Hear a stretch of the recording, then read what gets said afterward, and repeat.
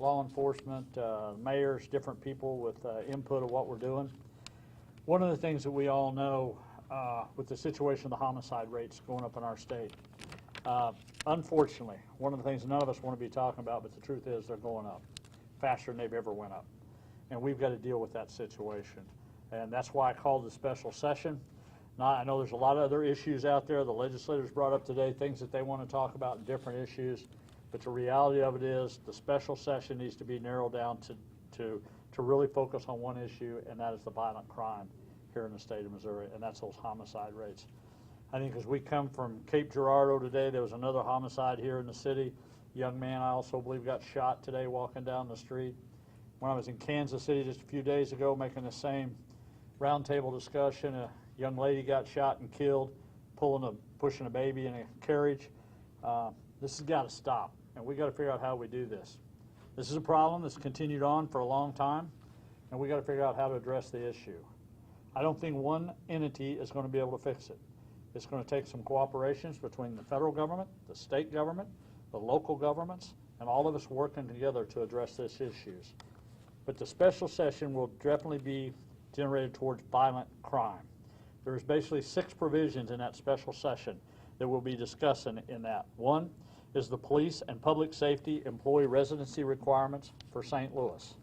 Most of you are very familiar with this issue here.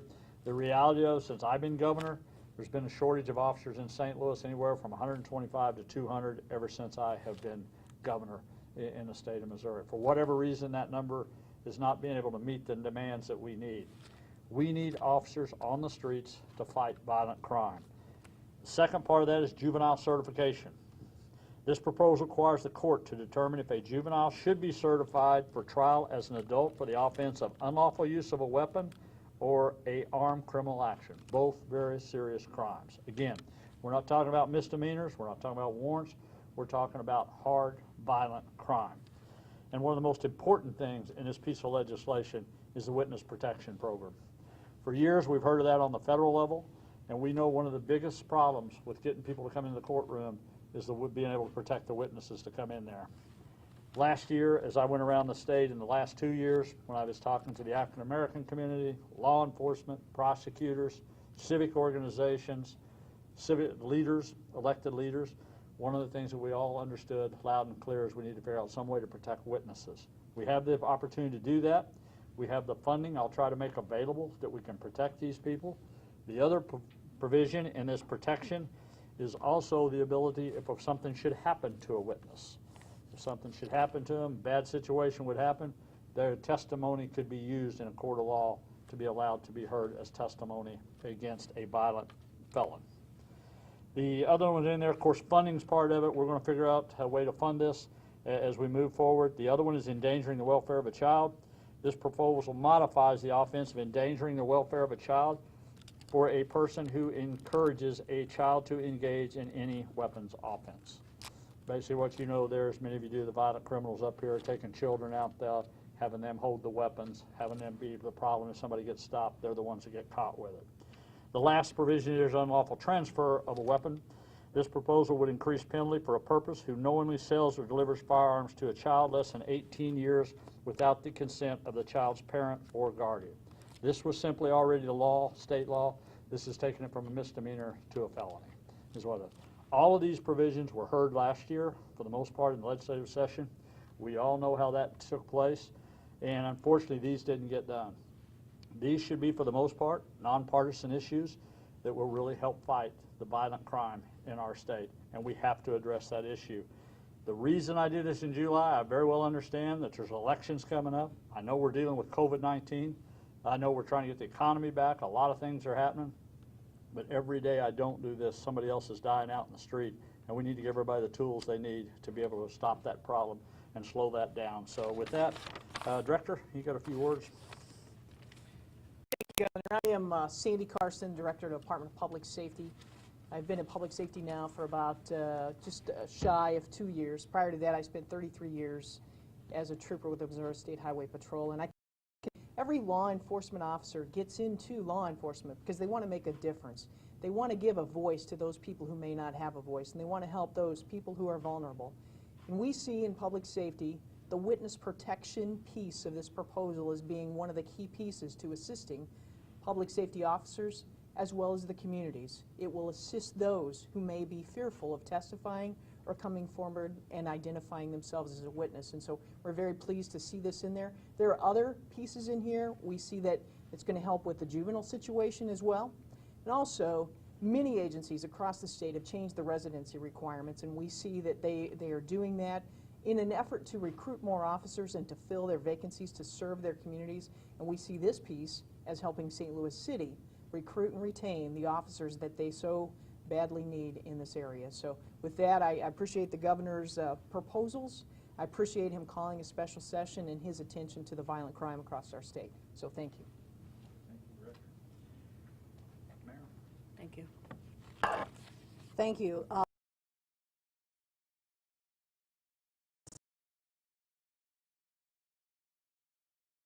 Topics.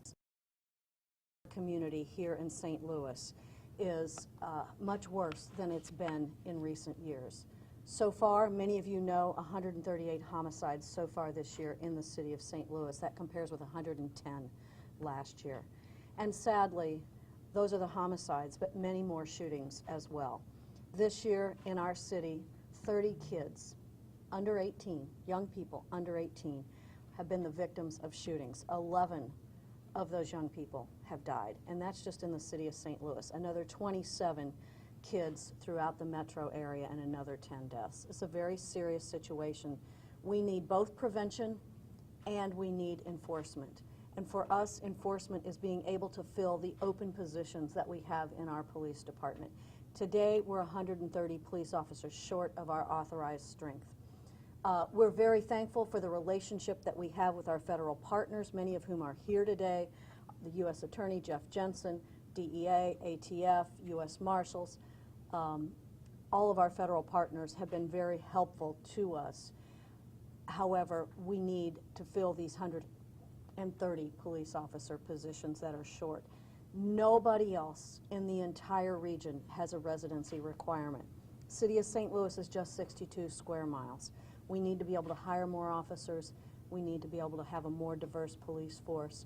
We need to be able to do that so that our officers can also develop better relationships with the people in the community. When you're that short, very hard to develop those relationships. So I appreciate the governor calling this special session for residency, for witness protection, for not transferring guns to minors. All 6 points are important points, but those 3 are really important. And thank you to the governor and thank you to our federal partners.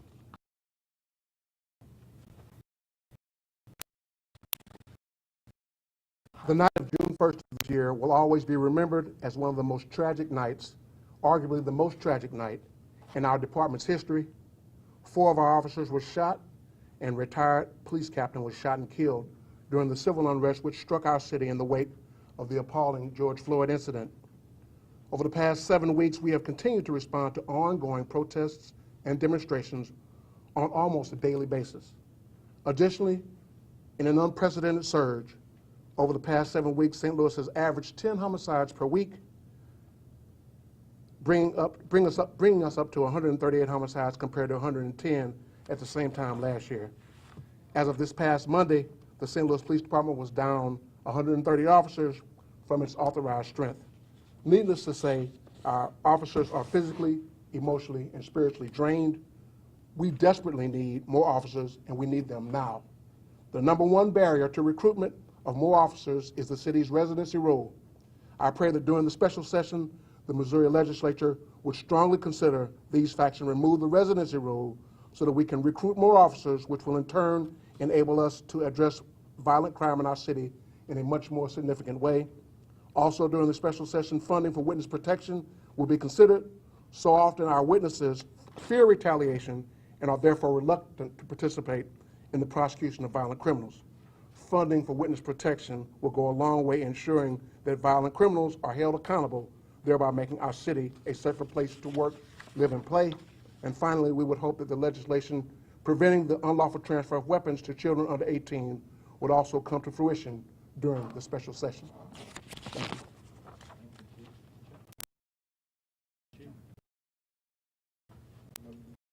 Good afternoon, everyone. My name is Mary Barton, and I am Chief of the St. Louis County Police Department.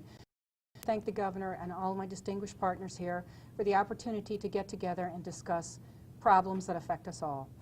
One of the greatest pieces I took from today is that crime knows no boundaries, and all of our partners are affected, so a real regional approach to crime and violent crime solving has become really important and is the focus of what we talked about here today. We also have great federal partnerships, and I believe that these partnerships, especially in times of compromised budgets and less money, it really requires that we more effectively use our resources and bond together to share the common problem of coming up with real workable solutions to the increase in violent crime. Thank you very much. Thank you, Chief. Let me just add one thing when we was talking about the residency requirement and the shortage.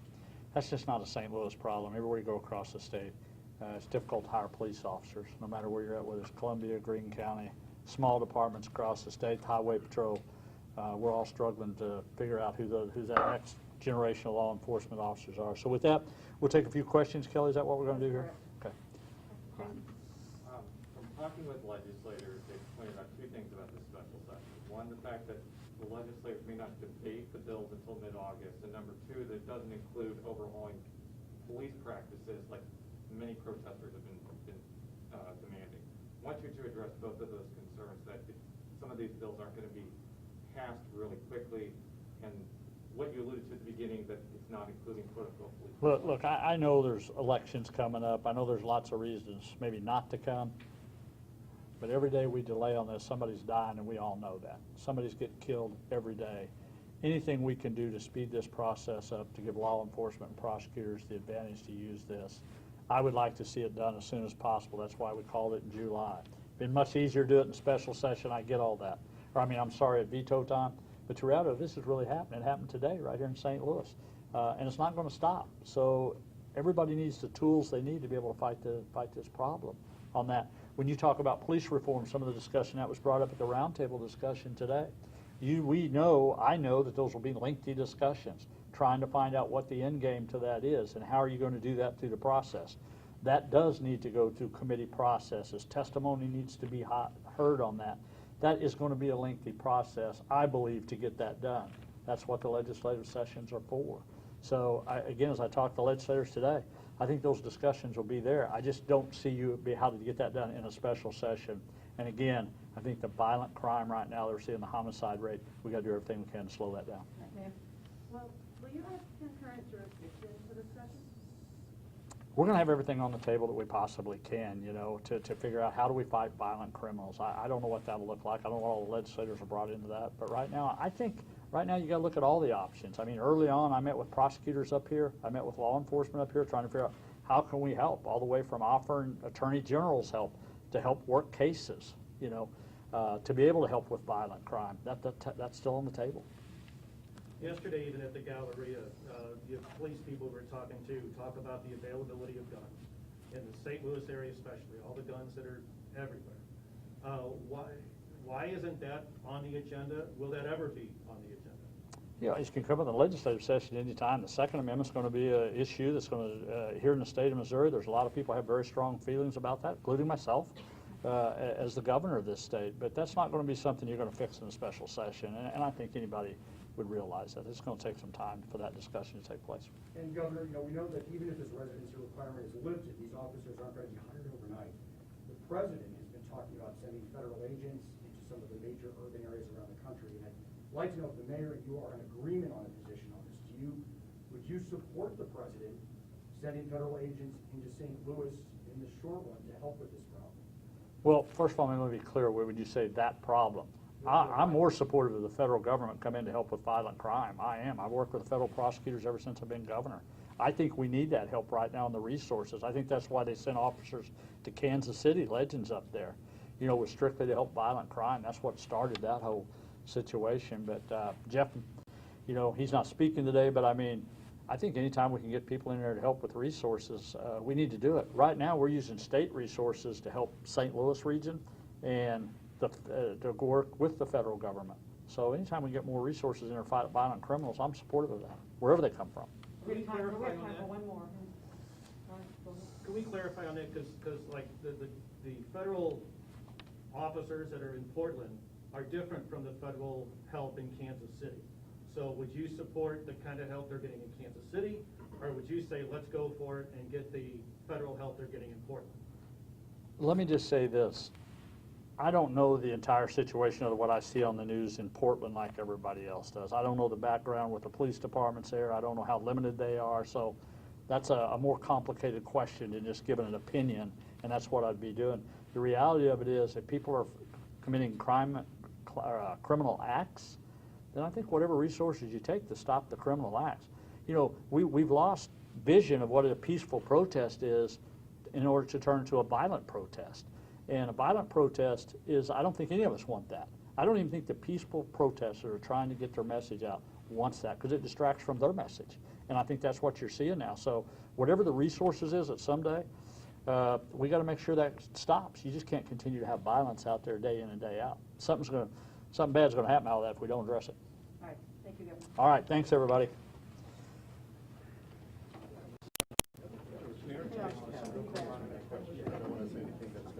Are you disappointed that the guns are a big issue for St. Louis and Kansas City? Are you disappointed that that's not part of this special session? Guns on the agenda, but I do understand that special sessions are called for limited purposes, and therefore I think what's in this